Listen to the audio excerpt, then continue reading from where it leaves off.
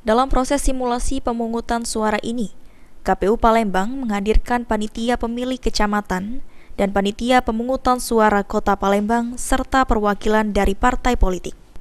KPU Palembang mempraktekkan tahapan dari awal dalam proses pemungutan suara yang akan digelar saat hari H tanggal 14 Februari 2024 mendatang, di mana dari pemeriksaan kotak suara hingga pencoblosan suara-suara di bilik suara. Dari seluruh tahapan tersebut, KPU Palembang memprediksi proses pemungutan suara pemilu 2024 mulai dari pencoblosan hingga penghitungan suara akan berlangsung hingga malam hari.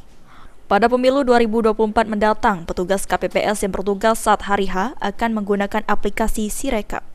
Kita akan mengetahui seberapa lama proses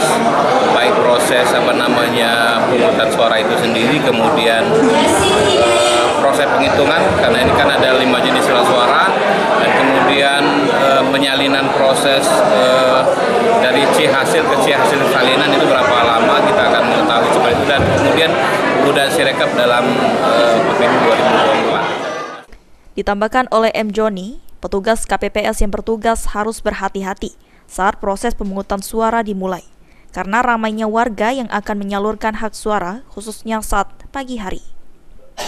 Firman Hidayat, PAL TV.